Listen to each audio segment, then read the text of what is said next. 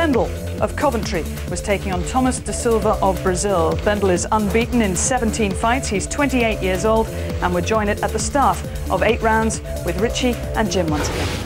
Seconds out.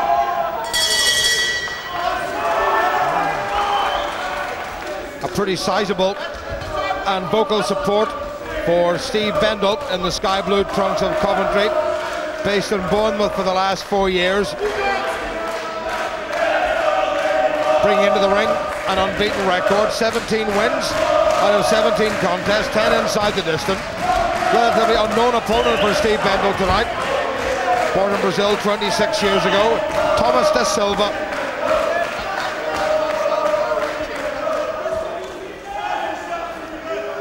So Bendall in the sky blue of Coventry, reigning IBO Intercontinental middleweight champion. Da Silva's the younger brother of an excellent cruiserweight, Jose Da Silva, based in the Peacock Gym now in Canning Town. So southpaw against southpaw, but this, Rich, is a contest that Bendall's expected to win. Oh, without a shadow of a doubt, but straight away here he's finding it a little bit awkward. Well, they both are actually, and they've got to watch the heads here. The heads have come close a couple of times, and Stevie Bendall does not want any sort of a cut, obviously, in this contest or at this stage of his career, above those eyes, and he's got to watch it here. Though these heads are coming too close for my liking, he's just got to keep it nice and long, feel his way into the contest, but keep it long very early and make sure those heads do not clash. Well, Bendall has been particularly busy. This is his 5th contest in 9 months, and Bendall has got a little cut over that left eye of his on the eyebrow, so it's high enough up. Billy Ayres having a good look at it. That's the last thing he needs at this stage. Comes here after a non-title fight in July against the Ukrainian Filip Brishtikov. That was in his native Coventry. Yeah, there's a definite cut of some kind, Jim, and that is definitely due to the heads clashing. They've come close a couple of times, they've rubbed, and definitely the heads have clashed somewhere there. Referee Billy Ayres says that the reason that Da Silva went to the canvas was a slip and not a punch from Bendall, but the Bendall corner will be mightily anxious. He's got South African Nick Durant in the corner, and they'll go to work straight away on that cut. Bendall can't afford that at this stage of his career. Former ABA runner-up in the light middleweight division, away back in 1994 to Wayne Alexander. Good solid right hand by Bendall. Yeah, Da Silva's a little bit gangly, a little bit unorthodox, and Bendall's just got to keep sticking that jab out, get work behind the jab, and just feel this guy out and don't let him get too close. Doesn't need to be standing there rubbing heads like that. He's taking risks, too many risks. Billy Ayres having a very serious word with Da Silva about some very careless use of the elbow. Never mind the head. Bendall will want to get this one over pretty quickly. Good finish by Bendall, but straight away they'll get to work on that cut in the corner.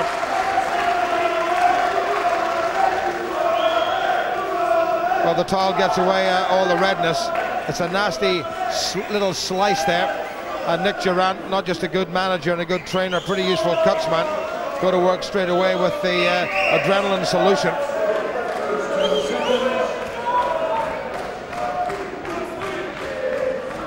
Seconds out. Round 7.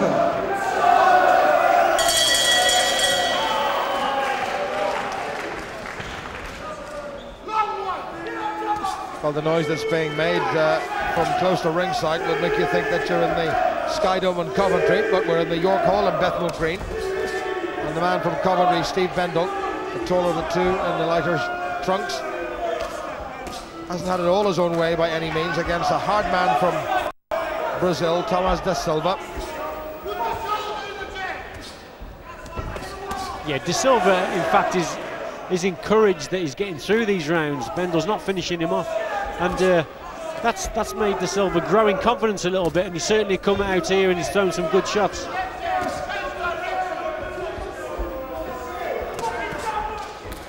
Good footwork by Bendall. Da Silva falling short by several inches. See, Bendall should be stepping in here and really upping the work rate.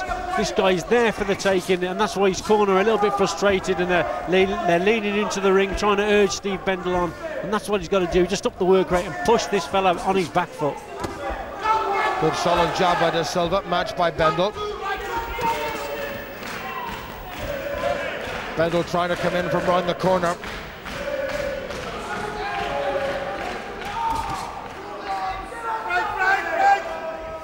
The better work has definitely come from Bendall, much more variation, but he's boxing at a pace which suits Da Silva, and that's been the problem with Bendall tonight. Good quality work's come from him, but he's boxing at a pace which Da Silva is much more suited to.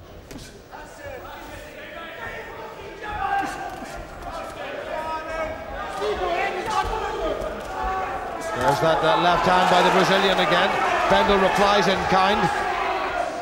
That stung Da Silva.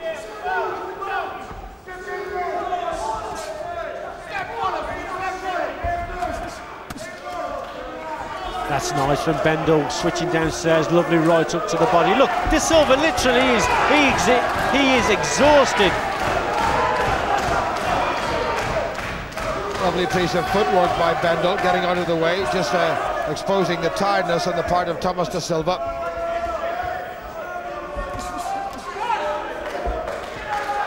Bendall got to start throwing those double jabs now, Jim. The single jab isn't enough.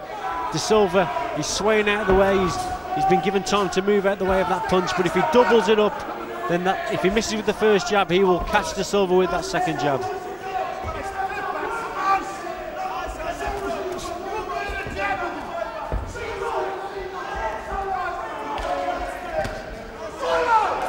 Just slightly first to the punch. Better work by Bendall right at the end. The left hand came in and caught his opponent. And Da Silva is going to go into the 8th and last round.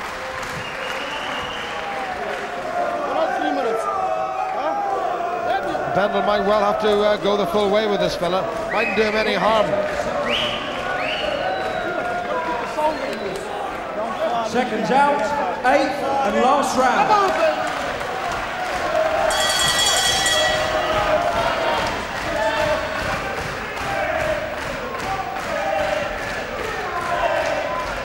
Oh, what a very good contest this has been at middleweight. Steve Bendall hasn't been able to put away Tomas Da Silva, but nobody's been able to put Tomas Da Silva away. He's lost 3 contests, but he's never been stopped.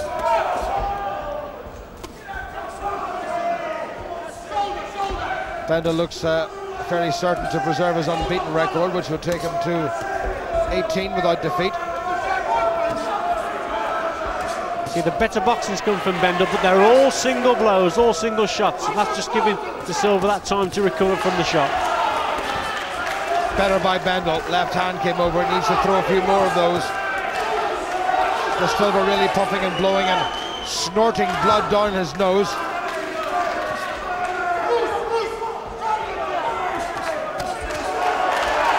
Oh, lovely punches, that's a lovely combination from Bendall, excellent stuff.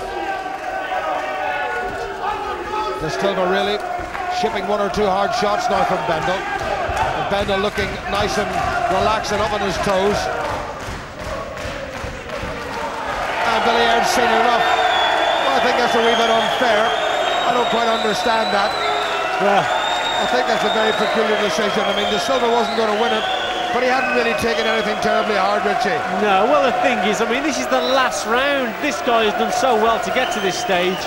He's never going to win the fight, no, but that's a sickener for the kid, because, you know, he knows he was losing the fight, but at the same time, believe you me, take it from an ex-pro myself, you know, you hate being stopped. In one sense, it's a little bit of a disgrace that you're stopped, and so this guy was going to get to the end of the fight, he was going to lose on points, but he was, you know, that should not have been stopped, no way. Tell me about the finish. We felt that was a little bit harsh, perhaps, against a very good opponent.